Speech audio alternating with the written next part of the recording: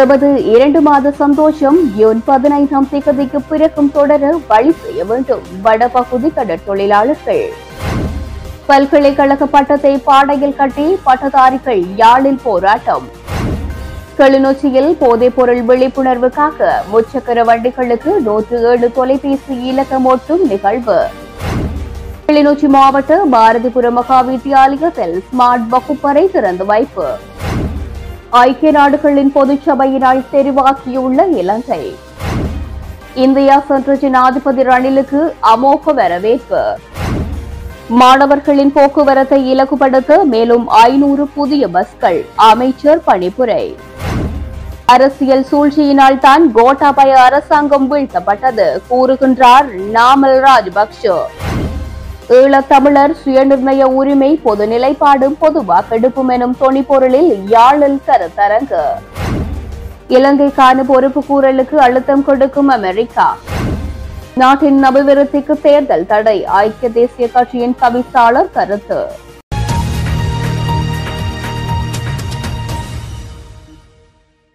தமது 2 மாத சந்தோஷம் எதிர்வரும் 15ஆம் தேதிக்கு பிறகும் தொடரும் இலங்கை இந்திய அரசுகள் நடவடிக்கை எடுக்க வேண்டும் என யாழ் மாவட்ட கடற்தொழில் கேராமிய அமைப்புகளின் தலைவர் செல்லத்துறை நற்குணம் கவலை தெரிவித்தார். யாழில் இன்றைய தினம் ஞாயிற்றுக்கிழமை ஊடகங்களை சந்தித்து கருத்து தெரிவித்த போது அவர் இவ்வாறு தெரிவித்தார். இன்றைய நிலையிலே 2 மாதங்களாக எமது வடபகுதி கடல் தொழில் ஆளர்கள்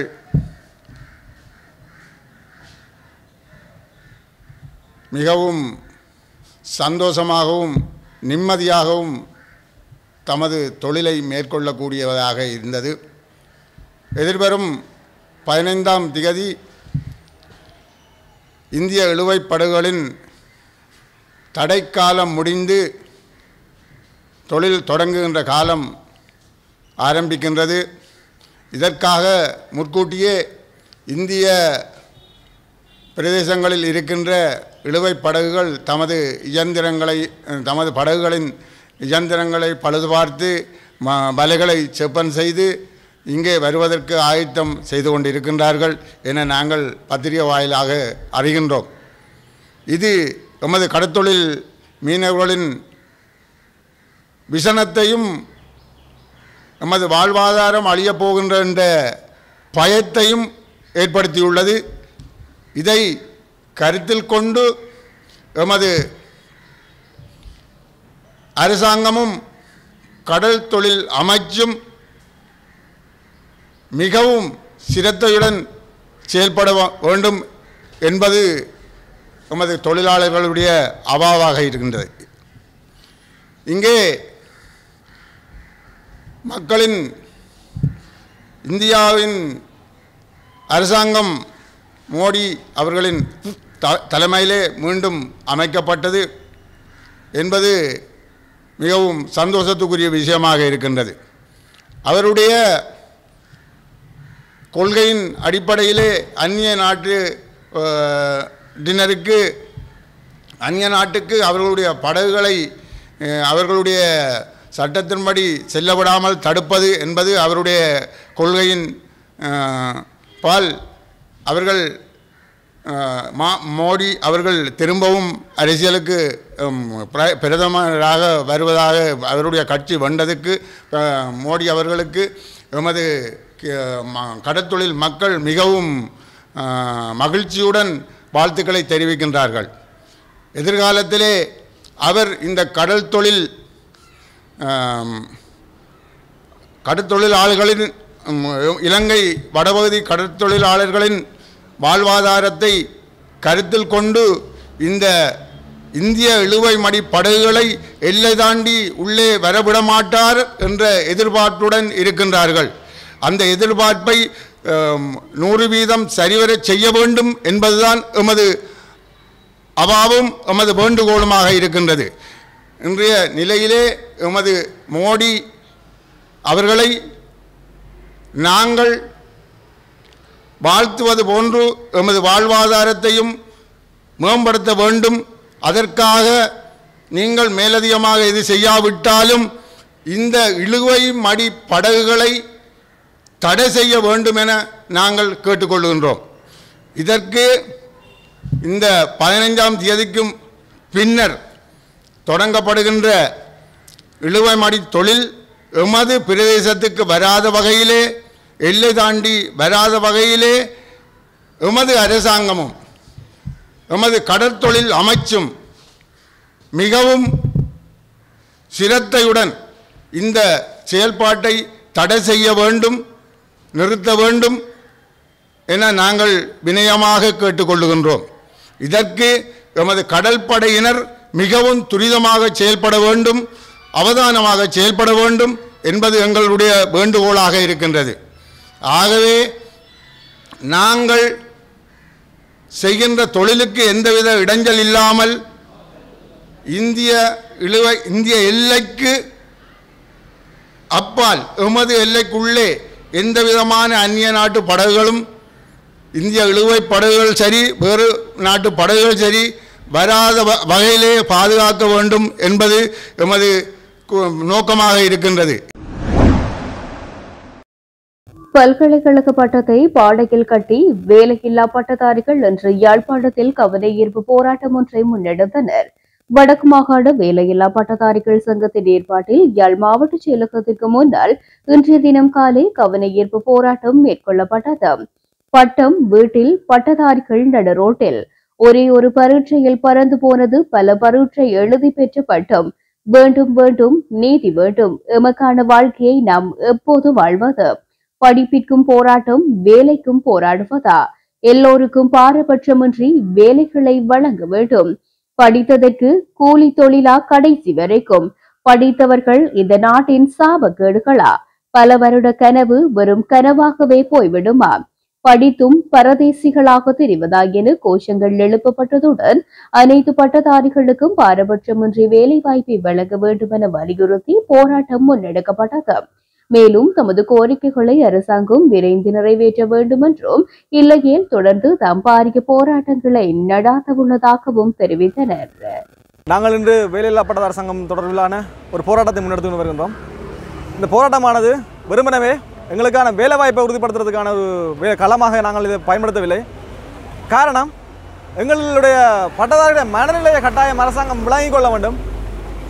எங்களுடைய பொருளாதாரமே, எங்களுடைய வாழ்வியலை இதெல்லாம் தங்கியுள்ளது. ஆகவே அரசாங்கம் மிகவும் இதில் கரிசனை செலுத்தி தங்களுடைய இந்த தேர்தல் காலங்களை மையமாக வைத்துக்கொண்டு எங்களுக்குடைய வேலைவாய்ப்பை உறுதிப்படுத்தி தர வேண்டும். தங்களுடைய தேர்தல் காலங்களை பயன்படுத்தி எங்களுக்கான வேலைவாய்ப்பை வெறுமனவே உங்களுடைய பிரச்சாரத்துக்கு மாத்திரம் பயன்படுத்தாமல் எங்களுடைய வாழ்வியலுக்கும் வாழ்வாதாரத்துக்குமாக உங்களுடைய தேர்தல் பிரச்சாரங்களை பயன்படுத்த வேண்டும் என்றதையும் கேட்டுக்கொள்கின்றோம். அதோடு சேர்ந்து இங்கே பதாதைகள் உருவாக்கப்பட்டிருக்கின்றன. இறந்தவருடைய சமாதிகள் உருவாக்கப்பட்டு இருக்கின்றது. ஆகவே அது வெறுமனவே பட்டதாரிகளுடைய சமாதியாக இல்லை. காரணம், அது எங்களுடைய கல்வியினுடைய பின்னடைவு, கல்வியை இந்த அரசாங்கம் சீரழிக்கின்றது. அரசாங்கம் வந்து இந்த கல்வியை அழித்துக் கொண்டிருக்கின்றதை நாங்கள் ஆணித்தரமாக எடுத்துக் கொடுக்கின்றோம். இந்த பட்டதாரியுடைய பெருமனவே இந்த பாடை இல்லை, இது கல்வியுடைய பாடை. ஆகவே அரசாங்கம் அவதானித்துக் கொள்ளுங்க. நீங்கள் எடுக்கிற ஒவ்வொரு முடிவும், ஒவ்வொருடைய தீர்மானங்களும் எங்களுடைய கல்வியை அடித்து சிக்குநூறாக்கி எங்களுடைய எதிர்காலத்தை இழக்க வைத்துக் கொண்டிருக்கு. ஆகவே ஒட்டுமொத்த மக்கள் அவதானித்துக் கொள்ளுங்க. எங்களுடைய கல்வியை நாங்கள் இழக்கக்கூடாது, எங்களுடைய கல்வியை நாங்கள் அடுத்த இடத்துக்கு கொண்டு போகணும் என்றதுக்காக இந்த போராட்டம் பெருவனமே எங்களுடைய பட்டதாரி போராட்டமாக இல்லாமல் இதை சமூகமயப்படுத்த வேண்டும். சமூகமயப்படுத்த ஊடாக எங்களுடைய அரசாங்கத்தை தட்டி கேட்டு ஒரு தீர்க்கமான முடிவெடுத்துக் கொள்ளணும். ஆகவே ஒட்டுமொத்த எங்களுடைய சமூகங்கள் எங்களோடு வந்து எங்களுடைய பிரச்சனையை அவதானித்து எங்களோடு இணைந்து இந்த அரசாங்கத்துக்கு எதிரான போராட்டத்தில் கலந்து கொள்ள வேண்டும் என்று சொல்லி அறவுகளை விடுவதோடும் ரணில் மற்றும் எதிர்க்கட்சி தலைவர்கள் மற்றும் கட்சி உறுப்பினர்கள் இங்கே யாழ்ப்பாணம் வருகிறார்கள். ஆனால் வந்து உங்களுடைய தேர்தலுக்காக ஒரு வாக்கு கேட்கறதுக்கான சந்தர்ப்பத்தை உருவாக்காங்க. இங்கே வரும்போது சில வேளை நாங்கள் இதுக்கு எதிர்ப்பான போராட்டங்களை நடத்தி கொண்டிருப்போம். ரணில் வரும்போது இங்கு ஆணித்தனமான போராட்டம் இடம்பெறும். ஆகவே சில வேளை வடமாகாணம் ரீதியாக வரும்போது அதை நாங்கள் எதிர்க்கிறதுக்கான சந்தர்ப்பம் வரும். ஆகவே நாங்கள் அறவுகோல் விடுகின்றோம். ஒட்டுமொத்த சமூகமும் இதற்கு எதிராக திரள வேண்டும். அதே மாதிரி பட்டதாரி சங்கம் நாங்களும் ரணில் வருவதையும் ஏனைய கட்சிகள் வருவதையும் நாங்கள் மிகவும் வன்மையாக கண்டிக்கின்றோம். கட்சிகள் வந்தால் உங்களுடைய வாக்குகளை எங்களுக்கு எதிர்காலத்துக்கு ஏற்ற மாதிரி உங்களுடைய வாக்குகளை அளிக்க வேண்டும் என்பதை கூறிக்கொள்கிறோம். ஆகவே ஒட்டுமொத்தமாக 4000 பட்டதாரி இருக்கிறோம். 4000 பட்டதாரி உங்களுடைய வாக்கு வழங்க வேண்டும் என்று சொன்னால் எங்களுக்கு நீங்கள் தீர்க்கமான முடிவு எங்களுக்கு வழங்க வேண்டும். வழங்கினால் மாத்திரமே எங்களுக்கான வாக்கு உங்கள் பக்கம் வந்து வரும் என்றதை அவதானித்துக் கொள்ளுங்கள். நன்றி. போதைப்பொருள் விழிப்புணர்வுக்காக முச்சக்கர வண்டிகளுக்கு 107 அவசர தொலைபேசி இலக்கமூட்டும் நிகழ்வு கிளிநொச்சியில் இன்று இடம்பெற்றது. போதையற்ற இலங்கையை கட்டி எழுப்புவோம் எனும் துணிப்பொருளில் கிளிநொச்சி போலீசார் முன்னெடுத்து வரும் போதைப் பொருளுக்கு எதிர்ப்பு விழிப்புணர்வாக முச்சக்கர வண்டிகளுக்கு 107 அவசர தொலைபேசி இலக்கம் அச்சிடும் நிகழ்வு கிளிநொச்சி போலீஸ் நிலையம் முன்பாக இடம்பெற்றது.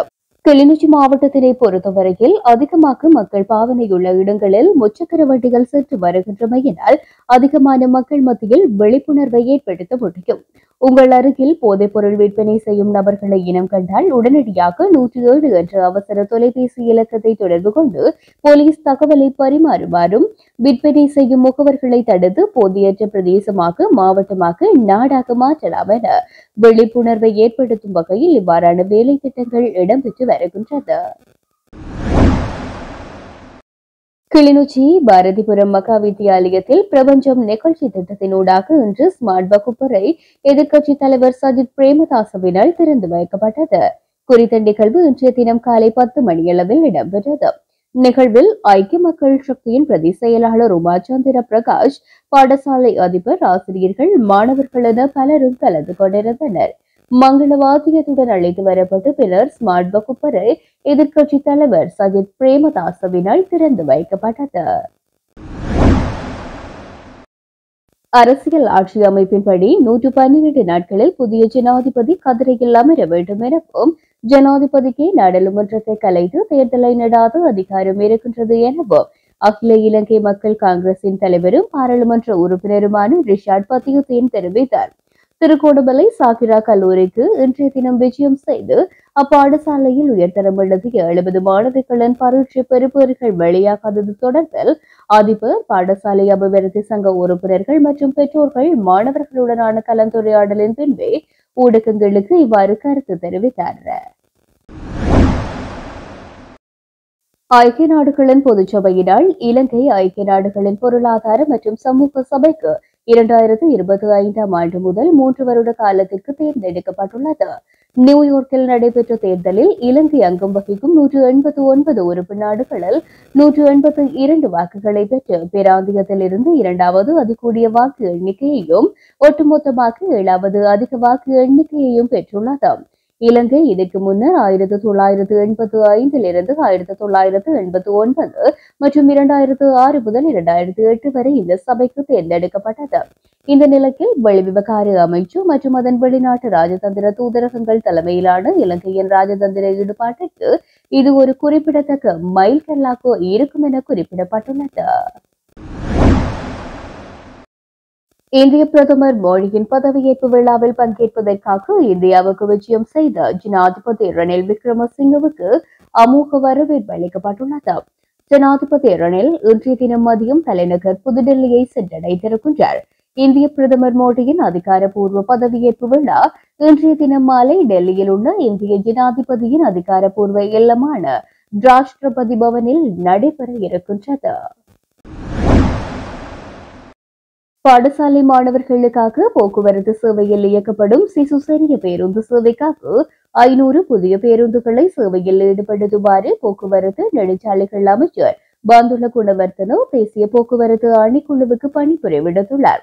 இலங்கை போக்குவரத்து சபையின் 111 பேருந்துகள் மற்றும் 726 தனியார் பேருந்துகள் உட்பட 1537 பேருந்துகள் சிசு சிறிய சேவைக்காக சேவையில் ஈடுபடுத்தப்பட்டுள்ளதுடன் அரசாங்கம் இதற்கு ஆண்டுதோறும் 2000 மில்லியன் ரூபாய் ஒதுக்குகின்றது.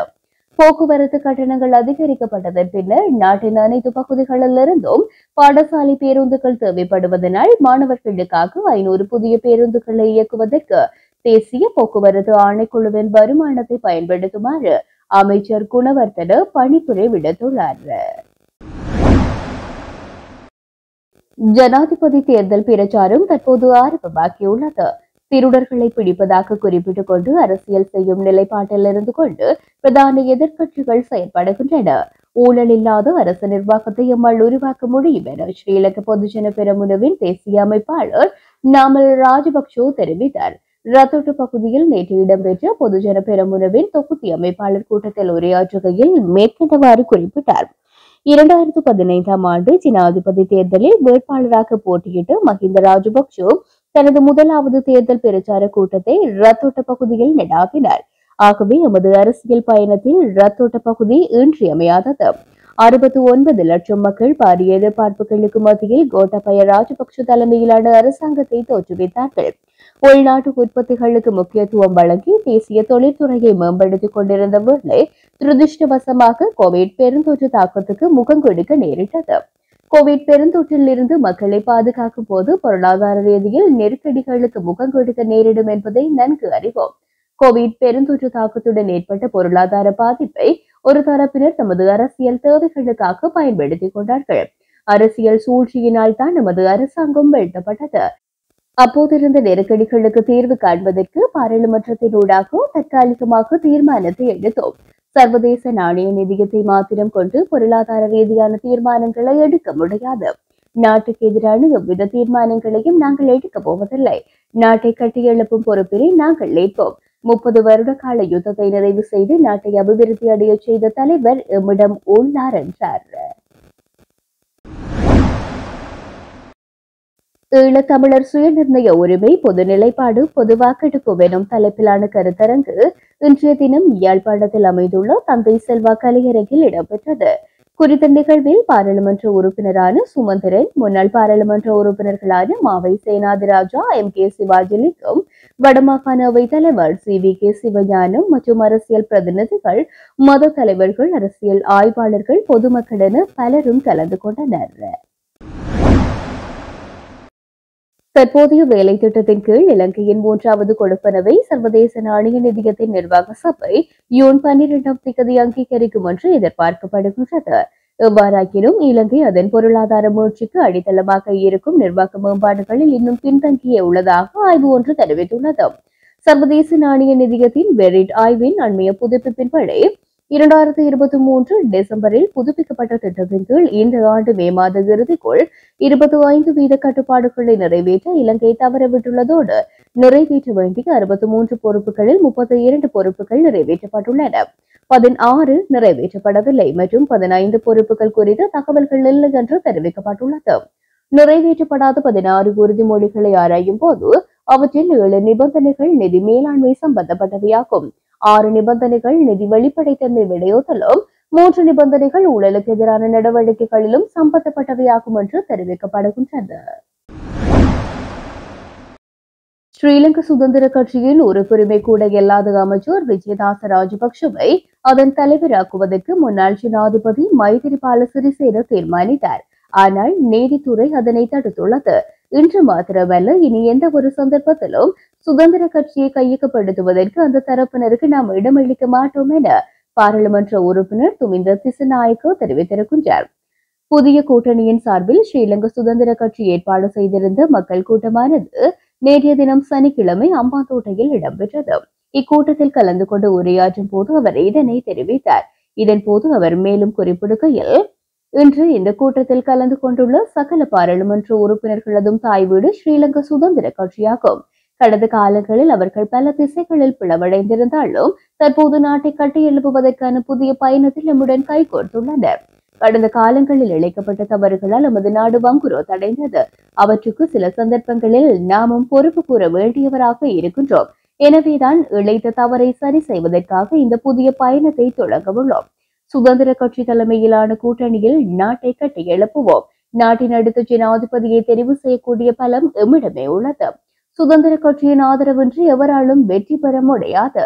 கட்சியின் உறுப்புரிமை கூட இல்லாத அமைச்சர் விஜயதாச ராஜபக்சவை தலைவராக நியமிக்க முன்னாள் ஜனாதிபதி தீர்மானித்தார். எனினும் சட்டம் அதற்கு இடம் அளிக்கவில்லை. இன்றல்ல, இனி எந்த ஒரு சந்தர்ப்பத்திலும் மைத்திரி தரப்பு சுதந்திர கட்சியை கையகப்படுத்த நாம் இடமளிக்க மாட்டோம் என்றார்.